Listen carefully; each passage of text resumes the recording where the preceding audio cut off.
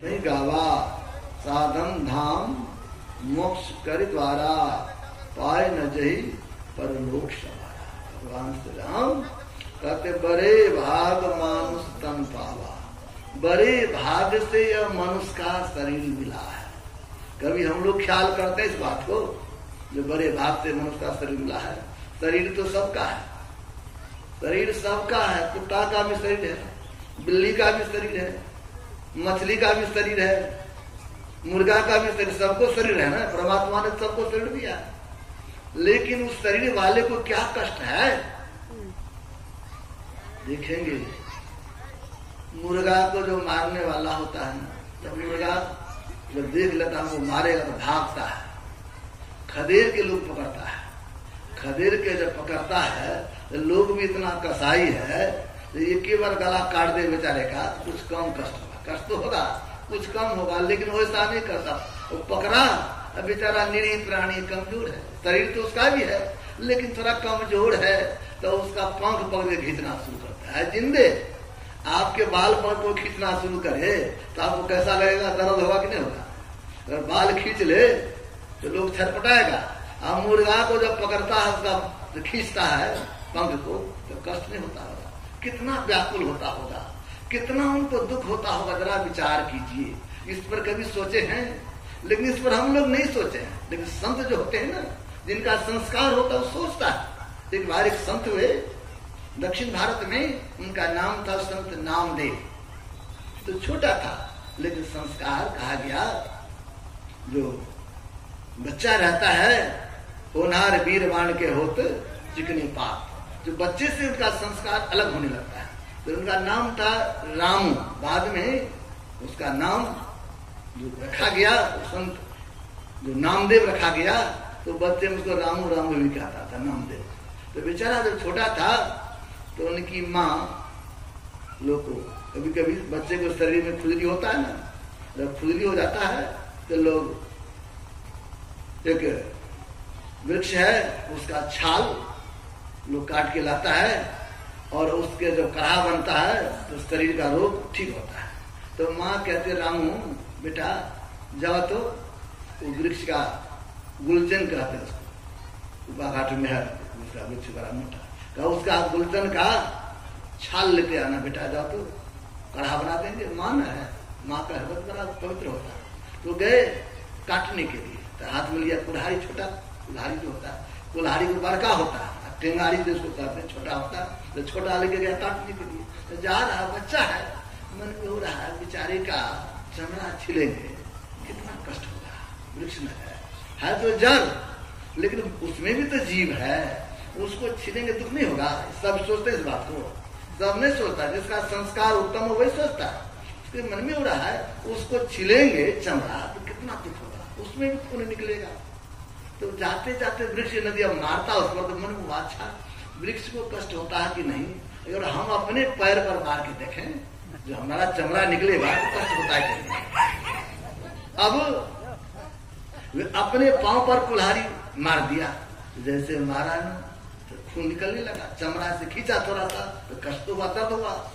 अब लौट के गया माँ के पास, धोती पहना हुआ था, बच्चा है, पहले धोती पहनता था, सब धोती पहना, धोती में खून लग गया। तो माँ कहती बेटा क्या हो गया? गया था गुलचन लाने के लिए, ये रक्त कहाँ से आ गया? तो माँ मेरे मन में हुआ तुम बोली थी उस वृक्ष का छाल नोचने के लिए, तो मेरे मन में जरा देखें, अपना छाल नोच के देखें, कष्ट होता है। जब हमको कष्ट नहीं होता उसको भी कष्ट नहीं होगा, यही मैं देख रही थी। तो माँ उनको गले से लगा दिया, बेटा तू धन्य है, बेटा तू धन्य है। मेरे कहने का भाव, ये भाव अगर सबको हो जाए, जो कष्ट उस जीव को होता है वही कष्ट हमको भी होता है। बेचारे मुर्गा को जबरदस्ती घींचते हैं, हम कहते सबसे निर्बल जानवर कौन है जानते हैं? सबसे निर्बल जानवर लोग बकरी को कहता है, वो कहता निमोहा होता है। बकरी को बोलता के बात में निमोहा सबसे कमजोर बेचारा, उसको देवता के भी नाम पर हाजिर कर देता है, और अपने नाम पर भी हाजिर कर देता है, दोनों जगह बेचारा जाता है। अब बाघ को ले देना, जब बलिए देना है तो बेचारा, जब दुर्गा माँ खुश होगी बकरी से, तो बाघ से और अधिक खुश होना चाहिए। वो बहुत वरिष्ठ जानवर होता है, लेकिन डर से कोई बाघ को पकड़ेगा नहीं।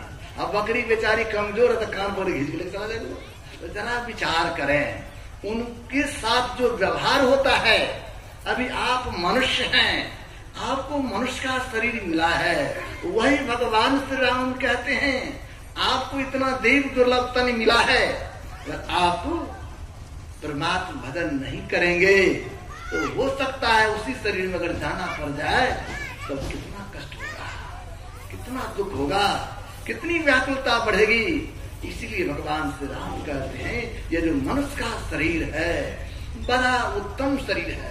इस शरीर को पाने के लिए देवता भी ललायित रहता है, देवता भी चाहता है एक बार हमको मनुष्य का शरीर मिल जाए। क्यों भाई? इसीलिए देवता का शरीर जो भोग जोड़ी है, देवता ही नहीं जितने शरीर है मनुष्य शरीर के अलावे सब भोग जोड़ी है, सब अपने अपने कर्मों के फल को भोगने के लिए आया है। और ये मनुष्य का शरीर सिर्फ ऐसा है, इससे जैसा जो कर्म करेंगे नया कर्म बनेगा, उससे नया कर्म का सृजन होगा। इसलिए मनुष्य शरीर को सबसे उत्तम शरीर माना गया है और इसके किए हुए कर्मों का फल ही दूसरे शरीर जाके भोगते हैं। ऐसा कहीं नहीं लिखा है कुत्ता ने बकरी को मार दिया है तो कर्म का फल भोगने के लिए उसको फिर कुत्ता को बकरी बनना पड़ा, नहीं लिखा। लेकिन ये लिखा रहता है जब मनुष्य ने बकरी को मार दिया तो हो सकता है कहता हूँ कही जात हूँ कहा जो बान हमार जाका गर तू काटी है फिर वो काट तुहार। कहते हैं ये प्रमाण है जिनकी गला आप काटते हैं तो वे आपकी गला भी काटेंगे। लेकिन ये सिर्फ मनुष्य के लिए है, मनुष्य के लिए है, बकरी के लिए नहीं है, सर्प के लिए नहीं है, गधा घोड़ा के लिए नहीं है। अगर गाय किसी के खेत में जाके फसल खा जाए तो उसके लिए जेल की सजा नहीं है, उसके लिए जेल की सजा नहीं। और हम जाके अपने पशु से अगर किसी खेत को बर्बाद कर देंगे तो हमको सजा हो जाएगा, बैल को सजा नहीं, गाय को सजा नहीं। क्यों? तो मनुष्य शरीर है, इस मनुष्य शरीर से कर्म बनता है और वो सब शरीर तो भोग योनि है, ज्ञान बस जिसको जहां ले जाइएगा वहां जाएगा। इतना उत्तम शरीर हम लोगों को मिला है, जिस शरीर को पाने के लिए देवता लायित है, और इसके बाद अगर हम उत्तम काम नहीं करें तब क्या? उत्तम शरीर है तो काम भी तो उत्तम होना चाहिए। कि मनुष्य शरीर मिल गया जिसके संबंध में कहते हैं इस शरीर को पाने के लिए देवता भी ललायित है। इस शरीर की विशेषता क्या? साधन धाम मोक्ष करे द्वारा पाए न जही परलोक्ष भरा। ये मनुष्य का शरीर साधनों का धाम है और इसमें मोक्ष का द्वार लगा। इस शरीर को पाने के बाद ये सुविधा है, आप जो बनना चाहेंगे, जो करना चाहेंगे वैसा आप बन सकते हैं, वैसा आप कर सकते हैं। आप स्वतंत्र हैं, आप स्वतंत्र हैं, आप जैसा बनना चाहेंगे वैसा बन सकते हैं। सिर्फ आपका संकल्प बल मजबूत होना चाहिए। हम लोगों ने पढ़ा था, एक बालक एक जगह पुल बन रहा था, तो चला गया देखने के लिए कोतवाल बस। तो वहां पर जहाँ पुल बन रहा था तो वहाँ टेंट लगा के रखे हुए थे, इंजीनियर सब बैठते थे, ऑफिस था। तो बच्चा खेलते खेलते गया और वहां पर टेंट में ऑफिस में जो था बना हुआ बहुत बढ़िया कुर्सी था, घूमने वाला होता ना। तो बच्चा कोतवाल बजा के उसी कुर्सी पर बैठ गया। जैसे कुर्सी पर बैठ गया ना तब तो इंजीनियर साहब आ गए, तो देखा हमारी कुर्सी पर छोटा बच्चा बैठ गया 7 साल का। तो बच्चा का कान पकड़ लिया जोर से, कहता उतरो, कुर्सी पर सब बैठता है, कान पर घुमा के उतार दिया। लेकिन बच्चा उसके मुंह की तरफ देखा। बच्चा जो होता है पूरा कागज होता है, बच्चा में उसमें जो कुछ लिख दीजिएगा वो मिटेगा नहीं। हम लोग जो बच्चा में पढ़ लिए थे अभी तक नहीं भूले, लेकिन अब तो भूल जाते हैं। अब बच्चा में जो जो कविता याद किए थे अभी तक 40-45 से ऊपर हो गया, लेकिन अभी तक याद ही है, नहीं भूले हैं। लेकिन अब तो भूल जाते हैं। तो बच्चा जो होता है पूरा कागज होता है, उस पर बड़ा असर पड़ता है। जैसे कान पकड़ के उसको नीचे उतारा, का भागो, बच्चा इस कुर्सी पर बैठने के लिए आया, इस कुर्सी के लायक तुम ही है। जैसे तो बच्चा उसके मुंह की तरफ देखा और रोने लगा और रो करके चला गया और संकल्प किया जो हम भी पढ़ेंगे। खूब बढ़िया से पढ़ने लगा और पढ़ते पढ़ते मैट्रिक पास किया, पॉलिटेक्निक किया, इंजीनियर बन गए। इंजीनियर बन गए, संजोग से उनकी बहाली उसी विभाग में हो गया। पहले तो ये बच्चा न था, पढ़ने में जवान हो गया, तब तक वो तो बूढ़ा हो जाएंगे बेचारा, इंजीनियर से अफसर बूढ़ा हो गए थे। ये जब इंजीनियर बने थे उनकी बहाली उसी ऑफिस में, ये चले गए वहीं पर उनसे चार्ज लेने के लिए।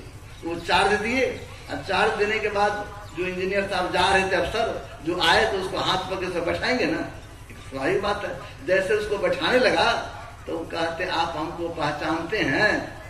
तो कहा नहीं, आपको हम नहीं पहचानते। कैसे? उतना बात थोड़ी याद रखता। कहा आप जिस बच्चे को कान पकड़ के उतारे थे वही मैं गंगाराम हूँ, का नाम गंगाराम था, वही मैं गंगाराम हूँ। अब जो इंजीनियर साहब थे बूढ़ा बाबा, उनकी आंख में आंसू टपक, अब रोने लगा जो मैंने गलती किया था, देखो माफ कर देना, मैंने तुमको कान को कहा नहीं, आपने गलती नहीं किया, आपने बहुत बड़ा काम किया, आपने मेरे कान को नहीं पकड़ता तो मेरा काम नहीं बनता, मैं यहाँ तक नहीं पहुँच पाता, इसीलिए आप तो हमारे गुरु हो गए। लेकिन मेरे कहने का भाव, वो बच्चा ने संकल्प किया जब हमको इंजीनियर बनना है तो इंजीनियर बन गया।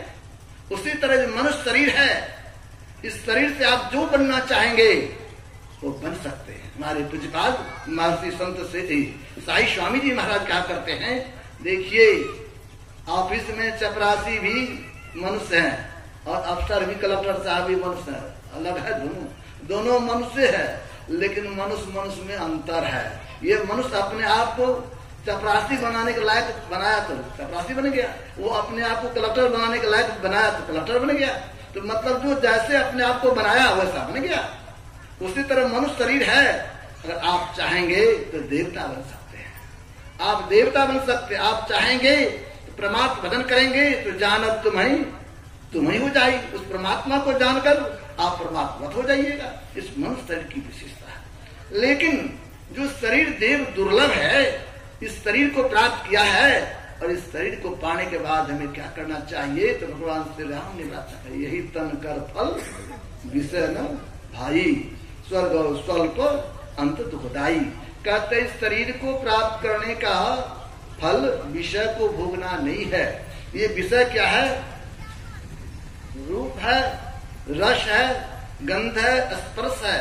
ये 5 विषय सब जीव में है, मनुष्य के अलावे भी सब जीव में, कुत्ता में भी है, बिल्ली में भी, सब जीव में है। ये 5 विषय सब में रहता है, लेकिन वो सब जीव है, उस सब जीव 5 विषय भोग करके संतुष्ट हो जाता है। लेकिन मनुष्य संतुष्ट होता है?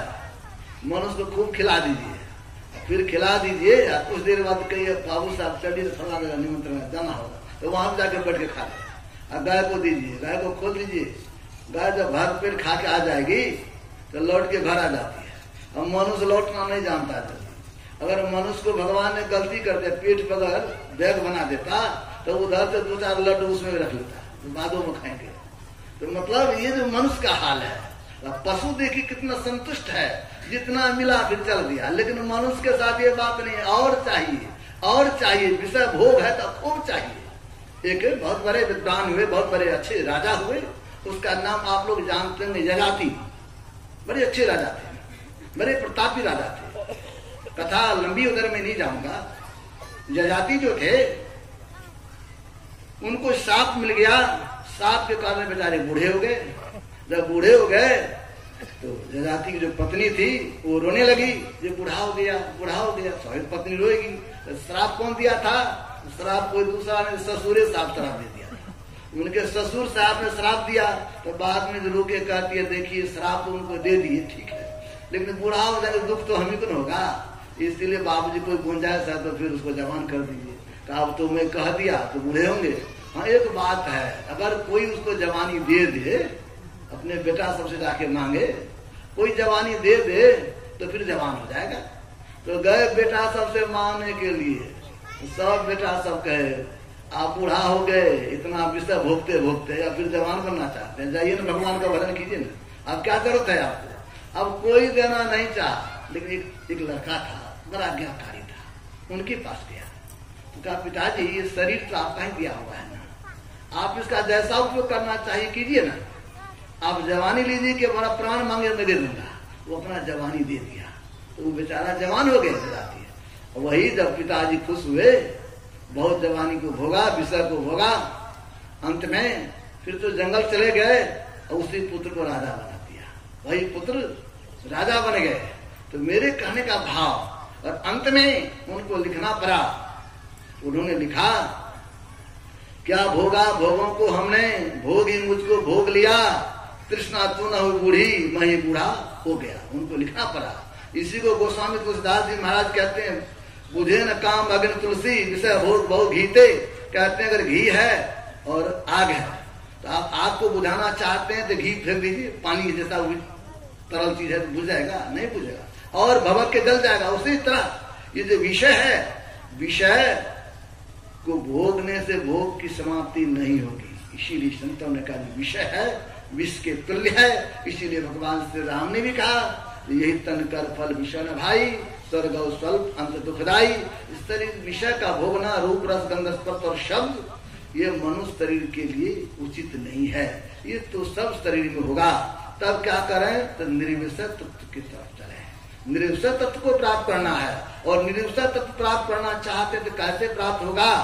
तो भगवान श्री राम ने कहा जो मनुष्य शरीर के बारे में, साधन धाम मोक्ष कर द्वारा। जो मोक्ष का जो द्वार है, उस मोक्ष के द्वार में प्रवेश करें। जब मोक्ष के द्वार में प्रवेश करेंगे तब न लाभ होगा।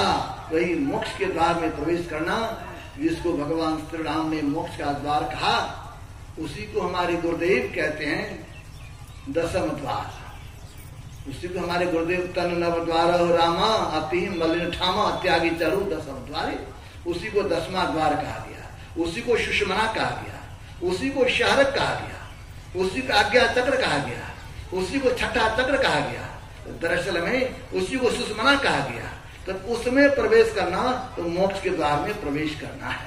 इसी को काकभूषण जी महाराज ने जब पूछा था, तो काकभूषण से जब पूछा था गरुड़ जी महाराज ने, तो उस समय गरुड़ जी को समझाया था काकभूषण जी महाराज, नर्तन सम नहीं कब न देही, जीव चराचर जाचत जेही। मनुष्य शरीर के समान कोई दूसरा शरीर नहीं है। स्वर्ग नरक अपवर्ग निषेधी, ज्ञान वैराग भक्ति सुख देणी। कहते मनुष्य का शरीर क्या है? इसमें स्वर्ग की सीढ़ी है, नरक में जाने की भी रास्ता है, और मुक्ति को पाने का भी रास्ता, मोक्ष में जाने का रास्ता है। उन्होंने कहा, गुरु महाराज कहने कृपा की, जो आंख जो बंद करते हैं, अंधकार देखते थे, समझिए हम कहाँ पर हैं?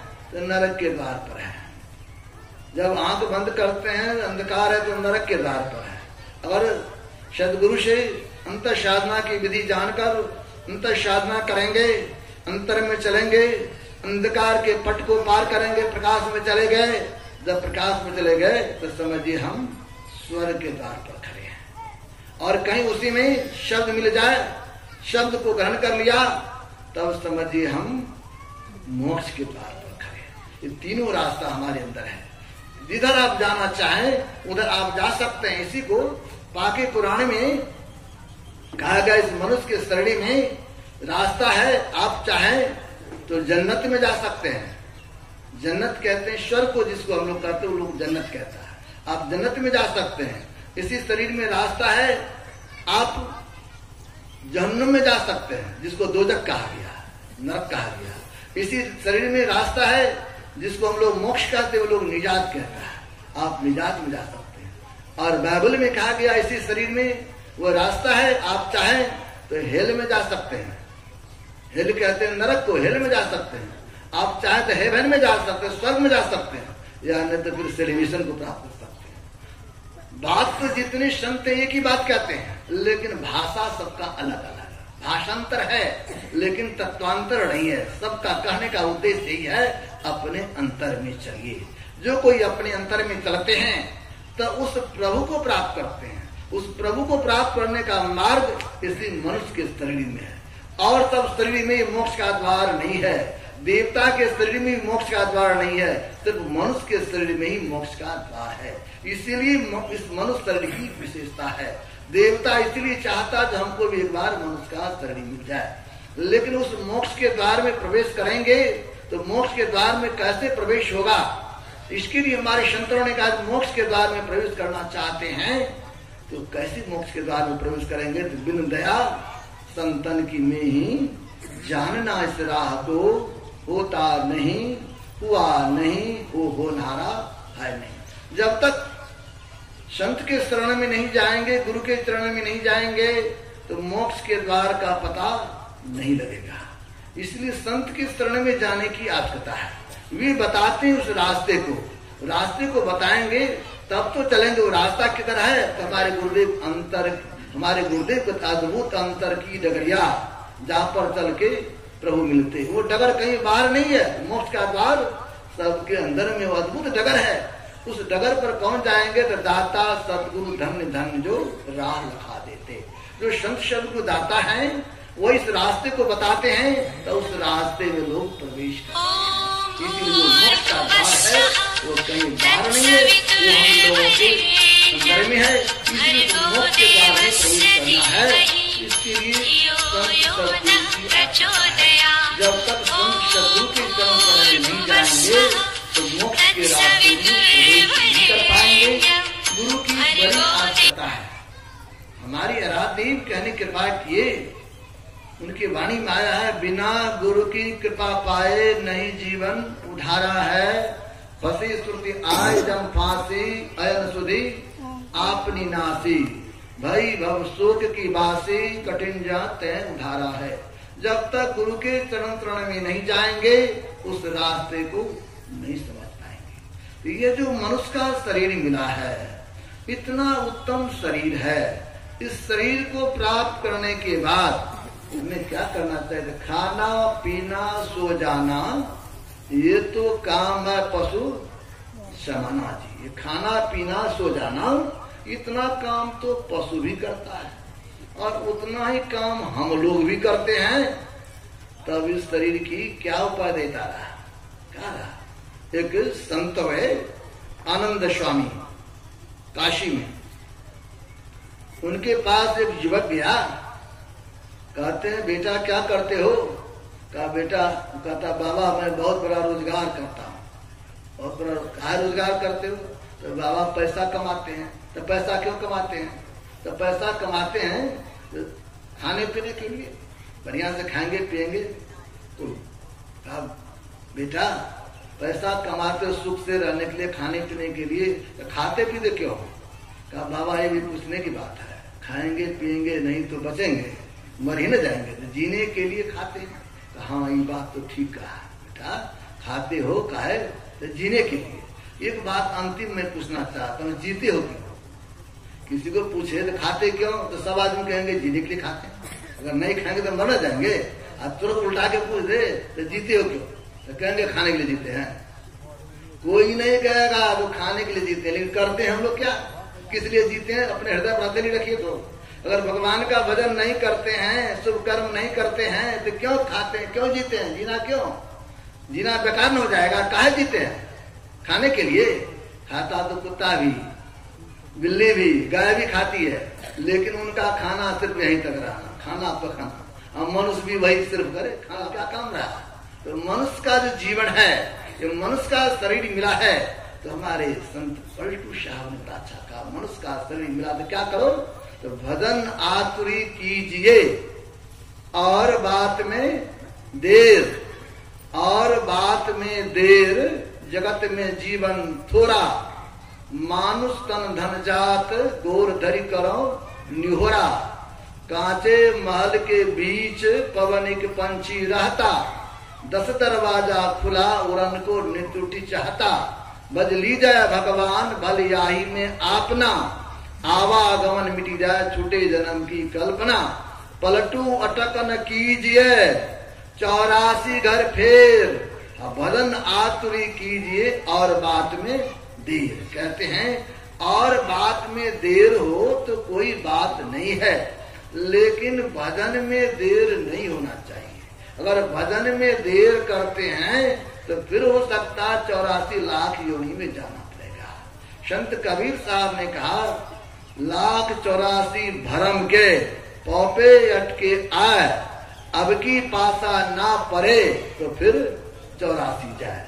84 लाख योनि के अंदर भी मनुष्य शरीर है, मनुष्य शरीर भी 84 लाख के अंदर ही है, लेकिन 84 लाख में सबसे उत्तम है, ये सर्वोत्तम शरीर है। अब ऊपर सीढ़ी पर चले गए। हमारे देश में नियम है, जो राष्ट्रपति बन जाते हैं तो फिर दूसरे पद पर नहीं जाएंगे, क्योंकि देश का सर्वोच्च पद है, सबसे ऊंचा पद राष्ट्रपति है। जो बन गया तो फिर दूसरे पद पर नहीं जाएंगे। उसी तरह जो मनुष्य का शरीर है सर्वोत्तम शरीर है। 84 लाख योनि में सबसे उत्तम है, उस शरीर को हम प्राप्त किए। अब इतना उत्तम शरीर प्राप्त कर लिए तो और उत्तम न काम होना चाहिए। तो उत्तम काम तो यही न है जो परमात्मा का भजन करके परमात्मा बन जाए, तब न उत्तम काम हुआ। कि मनुष्य शरीर प्राप्त किया और फिर अगर परमात्मा भजन नहीं करते हैं तब क्या होगा? तो फिर 84 जाए, फिर इधर के शरीर में आना पड़ेगा। कुत्ता को देखिए कितना कष्ट होता है, बकरी को मैंने बताया कितना कष्ट होता है, बैल को कितना कष्ट होता है। वही कष्ट हम लोग को, एक वृक्ष को देखिए, कोई जाता है तो उनके टहनी को पकड़े खींच लेता है, कष्ट नहीं होता है? बड़ा कष्ट होता है। जरा विचार करें, इतना सुंदर शरीर हम लोग को मिल गया है। इस शरीर को प्राप्त करने के बाद हमें परमात्मा भजन करने की आवश्यकता है, परमात्मा भजन करना चाहिए। गुरु की कृपा तुम लोगों को प्राप्त है, उनसे शिक्षा दीक्षा भी प्राप्त है, लेकिन ध्यान भजन नहीं करते हैं, तब क्या होगा? हमारे महाभारत के रचयिता वेद व्यास ने बड़ा अच्छा कहा। महाभारत के शांति पर्व में आया है, जो मनुष्य शरीर को प्राप्त करने के बाद मांस और मछली के लिए ललायित रहता है, तो उसको परमात्मा कहता, बेटा तुमको तो सबसे उत्तम शरीर दिया है, सर्वोच्च स्थान तुमको मैंने दिया है, लेकिन उत्तम शरीर पा करके तुम कुत्ता वाला काम करना चाहता है, गिद्ध वाला काम करता है। क्योंकि उधर तुम्हारी वृत्ति है, तो जाओ अगला जन्म तुमको कुत्ता बना देंगे, अगला जन्म तुमको गिद्ध बना देंगे। मैं नहीं कहता हूँ, ये महाभारत की बात है, शांति पर आप पढ़ सकते हैं। तो कहने का मतलब स्वाभाविक बात है। जो कभी कभी ऊंचे पद पर जाते हैं, जैसे कोई स्कूल में हेडमास्टर साहब बन गए या दरोगा बन गए, कहीं उनसे गलती हो जाती तो क्या करते हैं? प्रमोशन को डिमोशन होता है कि नहीं? उनको लाइन हाजिर नहीं कर देते हैं। दरोगा साहब को भी लाइन हाजिर कर दिया जाता है। जब लाइन हाजिर एक दरोगा साहब कर दिया तो हमसे बात कर, बाबा क्या कर, खाते हैं बैठे रहते, बेकारे मरना उससे बढ़िया का है, आराम से खाइए बाबा, दरमाहा तो मिलिए जाएगा, केस लड़के ले लेंगे, लेकिन बड़ी शान जो था शान खत्म हो गया। तो कहने का मतलब लाइन हाजिर कर देना, डिमोशन कर देना। उसी तरह मनुष्य का शरीर मिला है, इतना देव दुर्लभ तन मिला है। अगर फिर आप कुत्ता वाला काम करते हैं, बिल्ली वाला काम करते हैं, गिद्ध वाला काम करते हैं, शियार वाला काम करते हैं, उसी तरह का आहार के लिए आपकी प्रवृत्ति लगी रहे, उसी तरफ दौड़ते रहिएगा, तो परमात्मा क्या करे? जाओ लाइन हाजिर कर देते हैं। वो लाइन हाजिर होना फिर पुनः उसी कुत्ता बिल्ली के शरीर में भेज देगा, उस गिद्ध के शरीर में भेज देगा। तो भगवान कहेंगे, बेटा तुमको इतना सुंदर देव दुर्लभ शरीर दिया, लेकिन तुमको ख्याल नहीं रहा।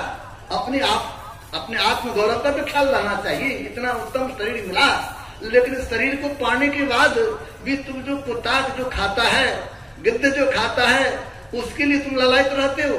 जाओ बेटा उसी में चले जाओ। जब उसी में चले जाओ, जब डिमोशन हो जाएगा तो उसमें जब गए तो फिर मसाला की भी जरूरत नहीं है। यहाँ तो पत्नी को भी डांटता, रे मसाला कम पड़ गया, ठीक से मांस बना नहीं, दूसरे बात कह भी देते हैं। और जब उस शरीर में भेज दिया जाएगा, कुत्ता शरीर में, गिद्ध शरीर में, तो किसी को डांटने की जरूरत है, जहां मिला भर पेट टाल लेंगे।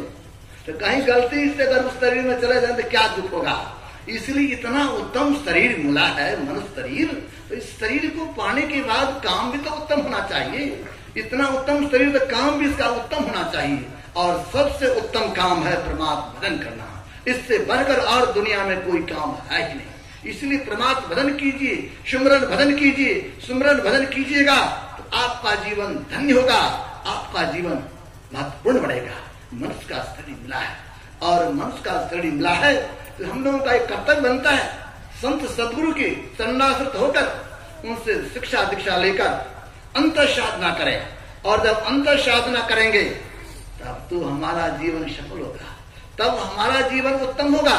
जब अंतर साधना नहीं करेंगे तब तो हमारा जीवन व्यर्थ चला जाएगा। इतना उत्तम शरीर है, इस शरीर को पाने के बाद मनुष्य का कर्तव्य क्या होना चाहिए? मनुष्य का तो कर्तव्य होना चाहिए ना। गाय बैल का कर्तव्य है, गाय बैल का भी कर्तव्य है। देखिए बैल बड़ा ईमानदार होता है, जिस किसान का खाता है ना, तो उसके खेत में हल खींचता है बेचारा बढ़िया से। गाय जिसके यहाँ खाती है तो उसके यहाँ दूध भी देती है बढ़िया से। एक जगह मैंने देखा एक गाय को किसान का छोटा बच्चा था, उधर से आ रहा था, उधर आग है तो उधर जा रहा था बच्चा, तो गाय जाके खड़ी हुई वहां। गाय बच्चे को उधर टपने नहीं दे रही, गाय खड़ी है वहां। तब जो किसान था देखा, अरे बच्चा जा रहा था गुरकते हुए घोड़ा के तरफ, तो गाय खड़ी हो गई। गाय खड़ी हटने रही है, उसके मुंह से नीचे कर दिया, बच्चा नहीं रहता। गाय को यह ज्ञान है कि हमारे मालिक के बच्चे को कष्ट न हो, तो उसके लिए इतना ख्याल रखती है। और हमको मनुष्य का शरीर मिला है, तो हमारा क्या कर्तव्य होना चाहिए? तो हमको क्या चाहिए? जब हम मनुष्य हैं तो मनुष्य का ये दायित्व बनता है जो भगवान का भजन करे, जहां तक बन पड़े माता पिता की भी सेवा करें, सास ससुर की भी सेवा करें।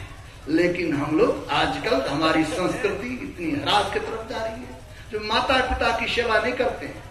हमारे आचार्य श्री कभी कहा करते हैं, ये भाई लोग माता पिता का भी बंटवारा करता है, जमीन का बंटवारा करता है तो ठीक बात है, तो पांडव कौरव भी बांटा था जमीन, लेकिन माता पिता को कोई बांटा था इतिहास में नहीं है। लेकिन आजकल पढ़े लिखे लोग जो अपने को एडवांस कहते हैं, जो कहेंगे हम दो और हमारे दो की नारा जो देते हैं, वो माता पिता को बंटवारा करेंगे। उधर तो हम दो और हमारे दो बाल बच्चा होगा, अब माता पिता की गिनती तो लेते नहीं बेचारे। अब उसको जब बंटवारा करता है तो 6 महीना उसके तरफ, तो 6 महीना उसके तरफ, 6 महीना उसके तरफ। कितनी परेशानी होती होगी माँ बाप को। माँ बाप ने कभी बांटा है बच्चे को? 4-5 बच्चा रहता है, माँ नहीं खाती है लेकिन बच्चे को खिलाती है।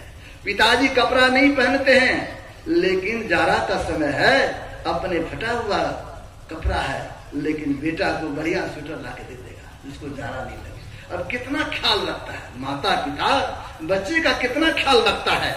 लेकिन हम लोग माता पिता का ख्याल नहीं रखते हैं। इसीलिए हमारे धर्म शास्त्र में ओम मातृदेवो भव, ओम पितृदेवो भव, ओम अतिथि देवो भव, ओम आचार्य देवो भव। ये माता पिता अतिथि आचार्य ये सब गुरु के सदृश हैं, इसलिए माता पिता की सेवा करना चाहिए। एक जगह मैंने कैसेट में सुना था, सबको भूलना मगर माँ बाप को न भूलना।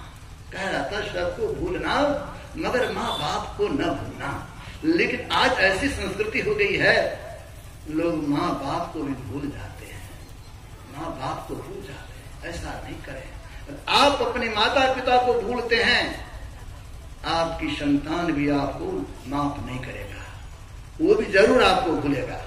इसलिए ख्याल रखिए, ख्याल रखिए जो माता पिता को कभी नहीं भूलिए, माता पिता के दिल को नहीं दुखाइए, उनकी आशीर्वाद लेके चलिए, उनकी शुभेच्छा लेके चलिए, तो आपका परिवार सुखमय होगा, आपका जीवन आनंदमय होगा। इसलिए माता पिता की सेवा करें। भोजन बनावे तो पहले भगवान को भोग लगावे, वो भगवान तो खाते हैं नहीं, लेकिन प्रत्यक्ष जो भगवान घर में माता पिता बैठे हैं उनको उसके बाद थाली उनके सामने दें, उनको खिलावे तब अपने खाएं। ऐसा नहीं पहले अपने खा ले तब उनको खिलावे, तब नहीं होगा, ऐसा नहीं करें। इसलिए माता पिता का ख्याल रखें। हमारे देश को गौरव है श्रवण कुमार पर, हमारे देश को गौरव है भगवान श्री राम पर, जो माता पिता की कितना सेवा किया। और आज वही हमारी संस्कृति विकृति हो रही है, विकृति आ गई है। लोग माता पिता को भूलते जा रहे हैं, माता पिता के उपकार को लोग भूल रहे हैं। एक भक्त हुए हैं, उसका नाम है पंडरीनाथ, दक्षिण भारत में पंढरपुर में भक्त हुए थे। वे माता पिता के बड़े भक्त, उनका नियम था माता पिता का चरण दबाते थे तब जाके सोते थे। संयोग से एक दिन पिताजी का चरण चाप रहा था, भगवान विष्णु आ गए सामने, कहते बेटा आ जाओ, बुलाने लगा तो इशारा करता अस्थिर रहिए ना, अभी नींद में खलल मत दीजिए, पिताजी अभी सोए नहीं है। तो भगवान को इशारा कर रहा है, भगवान उसको इशारा कर रहे, कुछ देर खड़ा रहे तो फिर भगवान इशारा किया तो भगवान कहते मेरे पाँव में दर्द होने लगा, कितना देर तक खड़ा रहा। ये क्या किया, एक ईंट होता ना, ईंट इधर से फेंक दिया, कहा हमारा इस ईंट पर खड़ा रही ना, ईंट पर खड़ा रही है। तो दक्षिण भारत में ईंट को बीट कहा गया, दक्षिण भारत में ईंट को बीट कहते मराठी में। तो उस बीट पर जो खड़ा हो गया टले नहीं, इसलिए भगवान विष्णु का एक नाम विट्ठल भी हो गया, विठल भगवान कहते हैं ना, इसीलिए उसका नाम विठल भगवान हो गया। उसी ईंट पर खड़े रह गए, बहुत देर तक खड़े रहे, तब भगवान को लगा था अब नहीं मानेगा, कहा चलो अब। तो कहते हम अकेले नहीं जाएंगे, विमान आया था, हमारे माता पिता जाएंगे तब ना हम जाएंगे। तब भगवान कहते बेटा, जिस वंश में इतने अच्छे मातृभक्त पितृभक्त संतान होगा, जिस वंश में प्रभु के भक्त होंगे, तो उनके माता पिता नरक में जाएंगे कि उनके माता पिता भी विमान पर चढ़ के जाएंगे। ये है मातृभक्ति और पितृभक्ति। इसलिए ये दायित्व हम लोगों का बनता है, जो माता पिता की भी सेवा करें, बड़े बुजुर्ग की सेवा करें। और साथ ही साथ हमारे संतों ने जो कहा, जो मनुष्य का शरीर मिला है, इस शरीर की उपादेयता इसी में है। गुरुदेव कहते पल पल चिन चिन समय स्थिरावै, नर्तन दुर्लभ फिर नहीं पावे। ये एक एक पल जा रहा है, फिर लौट के नहीं आएगा, समय वापस आने वाला नहीं है। इसीलिए इस तन की उपादेयता इसी में है, परमात्मा भक्ति करने में। इसीलिए मनुष्य शरीर मिला है, परमात्मा भक्ति करें। और परमात्मा भक्ति करने के लिए ही हमारे गुरुदेव ने कहा, मानस जप कीजिए, मानस ध्यान कीजिए, दृष्टियों की साधना कीजिए। और जब दृष्टियों की साधना कीजिएगा तो वो जो बिंदु मार्ग से जाना होगा, वही मोक्ष का मार्ग है। उस मार्ग में प्रवेश करेंगे और पुनः जब शब्द मिलेगा, उस शब्द के सहारे परमात्मा के पास हो जाएंगे। तब मानव तन की सार्थकता सिद्ध हो जाएगी। जब परमात्मा को प्राप्त कर लेंगे, तब मानव तन की सार्थकता सिद्ध। अगर थोड़ा थोड़ा ध्यान करते रहेंगे, गुरु के चरणाश्रित बन के रहेंगे, शिक्षा दीक्षा लेकर रहेंगे, दीक्षा लेकर, ये संस्कार दीक्षा का नहीं मिटता है। अगर दीक्षा लेकर थोड़ा थोड़ा भी ध्यान करते रहेंगे, तो मनुष्य शरीर आपका कायम रहेगा, पूरा फिर मनुष्य शरीर मिलेगा। इसीलिए दीक्षा का भी बड़ा महत्व है। लोग जो नाम दान लेते हैं, दीक्षा लेते हैं, और दीक्षा लेकर थोड़ा थोड़ा भी ध्यान दान करेगा, तो अंत में उनको परमात्मा की प्राप्ति होगी। और ये जो मनुष्य शरीर, जब तक परमात्मा नहीं मिलेंगे तो मनुष्य शरीर मिलते रहेगा। भक्ति बीज बिन से नहीं जो डूब जाए अनंत, ऊंच नीच घर जन्म ले तो संत। ये भक्ति बीज का नाश नहीं होगा। ये जो दीक्षा लेते हैं, ये भक्ति बीज डाला जाता है। इसीलिए दीक्षा भी लेना चाहिए। दीक्षा एक संस्कार है, इसलिए दीक्षा लेंगे तब आगे बढ़ेंगे तो अच्छा होगा। गुरु की कृपा बनी रहे, इसीलिए गुरु के चरणाश्रित होकर रहे, तो हमारा इहलोक और परलोक दोनों संवरेगा। तो दरअसल में मनुष्य का शरीर जो है इसीलिए मिला है, तो परमात्मा भजन करने के लिए। इसीलिए परमात्मा भजन करेंगे तो हमारा जीवन बनेगा, संवरेगा। इन्हीं के साथ मैं अपने वाणी को विराम दे रहा हूँ। श्री सद्गुरु महाराज।